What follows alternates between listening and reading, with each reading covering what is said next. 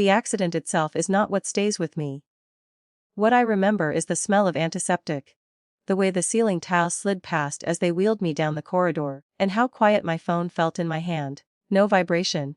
No one asking where I was or how bad it was. The doctor said I was lucky. A fractured collarbone. Concussion. No internal bleeding. Lucky was the word everyone used, as if it explained the rest of it.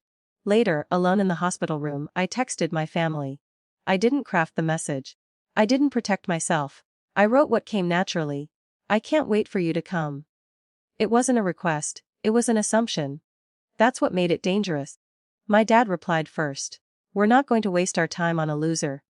I read it twice. Then once more, slower, I waited for the heat to come. The familiar rush of humiliation or anger. It didn't. There was just a strange, hollow clarity, like a room after the furniture has been removed. I didn't cry. That part unsettled me more than the message. Growing up, love in our house had always come with conditions. Do well, and you were praised. Slip, and you were ignored. My parents liked to call it motivation. I learned early that being needed was safer than being loved. I built my business with that lesson stitched into my spine. They were proud of me when the numbers were good. Proud enough to ask questions. Proud enough to rely on things they never formally acknowledged relying on. I stared at my dad's message until the screen dimmed. Then I locked the phone and rested it on my chest, feeling the dull ache where my shoulder was strapped tight. That night, while nurses checked vitals and machines hummed quietly, I logged into my laptop. I wasn't emotional. I was methodical. Shared accounts first. Permissions next. Access that had been given casually, years ago, when success felt communal and harmless. I didn't revoke everything. Just the parts that assumed proximity without respect. I sent short emails. Neutral language, no explanations. Effective immediately. Per updated structure, please confirm. When I finished, it was past midnight. I closed the laptop and lay back, finally exhausted. The next day, my phone started ringing. I didn't answer. I focused on healing, on following instructions, on listening to my body. It was easier than listening to my family. By the time I was discharged, there were voicemails stacked on voicemails. My mother's voice moved from confusion to irritation to panic in the span of 12 hours. On the third day, they showed up. I was back at my apartment by then, arm in a sling. Paperwork spread across the table.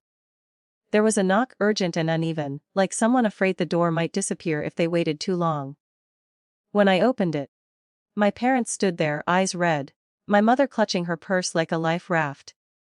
My father looked smaller than I remembered. His certainty replaced by something brittle. "We need to talk," my mother said, already crying. I stepped aside and let them in. They sat on the couch. I stayed standing. The distance felt appropriate. My father started first. Apologies loosely assembled. He didn't mention the text. He talked instead about misunderstandings, timing, stress. My mother interrupted him to say they'd been so worried, that they hadn't known how bad the accident was. I listened without nodding. Finally, my mother said the quiet part out loud. "Everything's frozen, we can't access anything. The accountant said it came from you." "Yes," I said. My father's voice sharpened. "You can't just do that." I met his eyes. "Ken." Silence followed. Not the dramatic kind. The uncomfortable kind where everyone realizes the rules have changed and no one announced it. My mother reached for my hand. I didn't pull away. But I didn't squeeze back either. "Why are you punishing us?" she asked. "I'm not," I said. "I'm responding." My father scoffed, then stopped when my mother shot him a look. "You're hurt," she said, as if she'd just noticed. "Of course you are. Anyone would be." I thought about the hospital room, the ceiling tiles. The text. I said. Physically. The rest came later. They begged then. Not theatrically.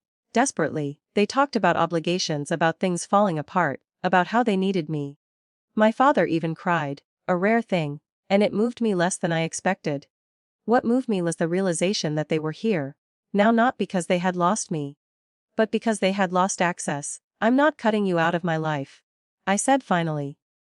"But I'm no longer tying my worth to how useful I am to you." My father looked like he wanted to argue. He didn't. We talked for another hour, carefully. Nothing was resolved, nothing was fully forgiven. Some permissions were restored. Others stayed gone. When they left, my apartment felt larger. Quieter. Not empty. Just different. That night, I slept deeply for the first time since the accident. Recovery took weeks, physical therapy, slow mornings, long walks. During that time, my parents called less. When they did, the conversations were polite, awkward, real in a way they hadn't been before. We are not healed. I don't know if we ever will be. But I know this: the accident didn't change my life as much as the message did. And cutting them off didn't make me powerful. It made me honest. Sometimes that's the only kind of control there is.